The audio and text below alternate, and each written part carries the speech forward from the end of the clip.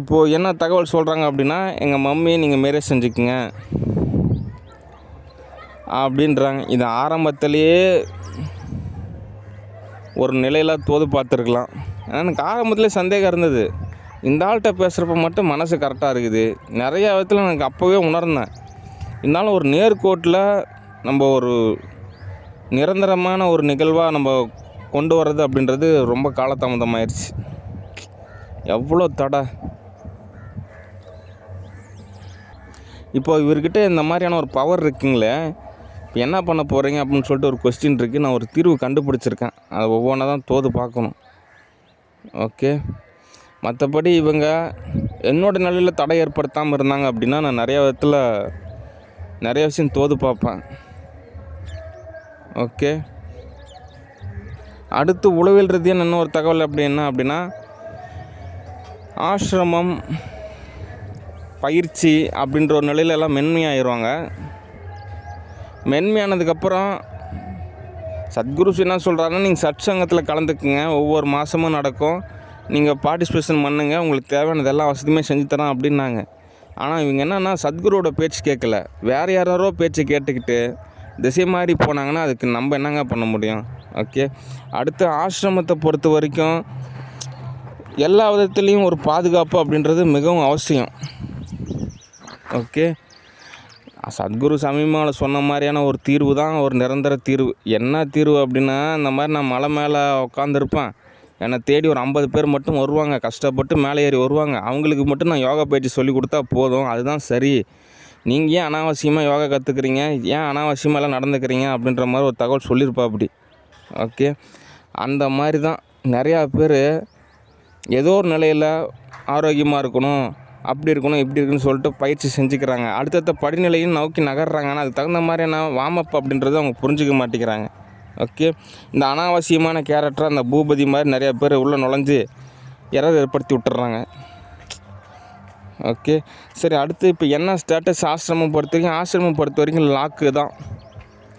Okay. Sadhguru ஓரளவு தோது பார்த்தா அப்படி. ஆனால் இப்போ அவருக்கு அப் அண்ட் டவுன்ஸான ஒரு ரெஸ்பான்சிபிலிட்டியான ஒரு பொறுப்பு தான். ஓகே. அதனால் மேக்ஸிமம் என்ன தீர்வு அப்படின்னு நம்ம ஒரு காசு செலவு செஞ்சு நம்மளே ஒரு சொந்தமாக ஒரு ஆசிரமம் ஆரம்பிக்கிறது தான் ஒரு நிரந்தர தீர்வு.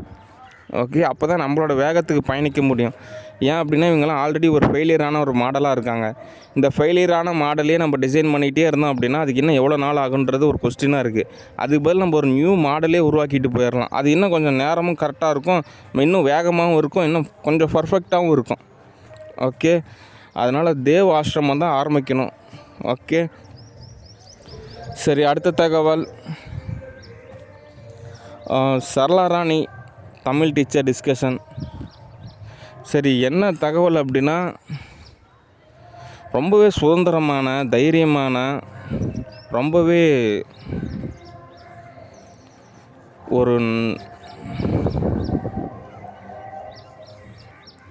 ஒரு சுயம்பான ஒரு டீச்சர். ஏன் அப்படின்னா தமிழ் மொழி கற்றுக்கிட்டு அதில் பாடம் சொல்லி அதில் காசு சம்பாரித்து அதெல்லாம் ஒரு கௌரவ பொழப்பா அப்படின்ற மாதிரி தான் ஒரு ஸ்டேட்டஸ் இருக்குது.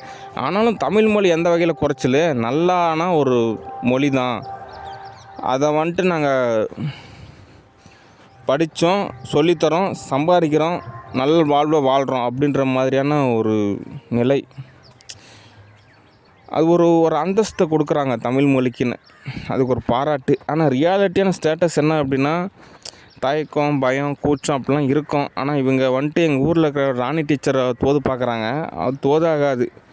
ஏன் அப்படின்னா அவங்களுக்கு ஒரு பையன் ஒருத்தர் இருக்கான், சரண் சொல்லிட்டு. அவன் எப்போ எப்படி மாறுவானே தெரியாது. அவனுக்குலாம் ஊருப்பட்ட செல்லம். ஏன்னா ஒரே பையனால் ஊருப்பட்ட செல்லம் கொடுத்து வளர்த்திருக்காங்க. அவன் திடீர்னு ஸ்பிரிச்சுவலில் இருக்கிற மாதிரி இருப்பான், திடீர்னு பார்த்திங்கன்னா செக்ஸுவாலிட்டியில் இருக்கிற மாதிரி இருப்பான், திடீர்னு பார்த்திங்கன்னா வேலைக்கு போகிற மாதிரி இருப்பான். அவனால் எந்த வகையிலையும் நமக்கு தோதாக மாட்டான் அப்படின்றத மாதிரி தான் ஒரு யதார்த்தமான ஒரு உண்மை. ஓகே. அதனால் அவங்க வீடு கிடைக்குமா அப்படின்றதும் ஒரு கொஸ்டின் தான். ஓகே. ஆனாலும் எனக்கு ஒரு நல்ல பார்ட்னர் தான் இந்த தமிழ் டீச்சர். ஓகே. ஆனாலும் நான் மட்டும் என்ன பண்ண முடியும்? உங்களோட பயத்துக்கும் கூச்சத்துக்கும் தயக்கத்துக்கும் இந்த மாதிரி ஆன்லைனில் தான் நல்லா பேச முடியும்.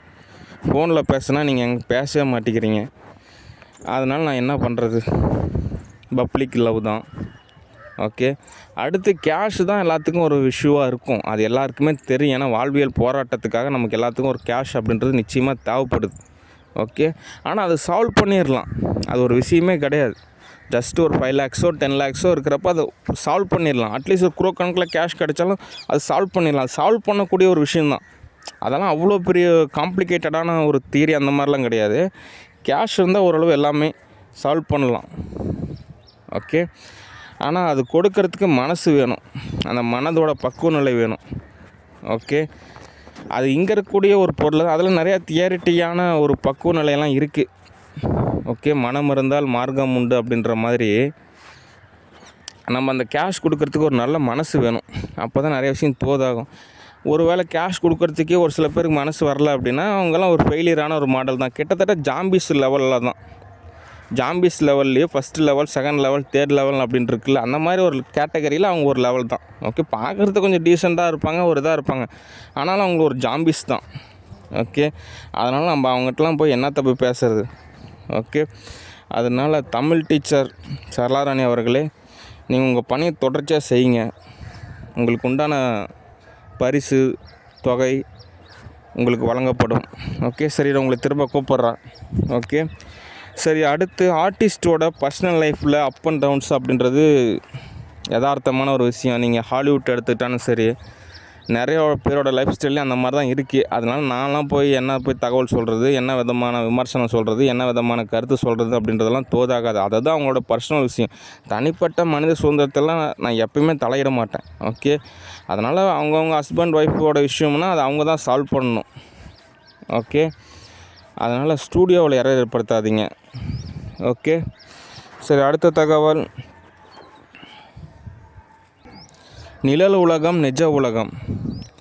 சில நேரத்தில் எனக்கு ஸ்டூடியோவே ஒரு நிழல் மாதிரி தான் தெரியும். மெட்ராஸ் அப்படின்றது ஒரு நிழல் மாதிரி தெரியும்.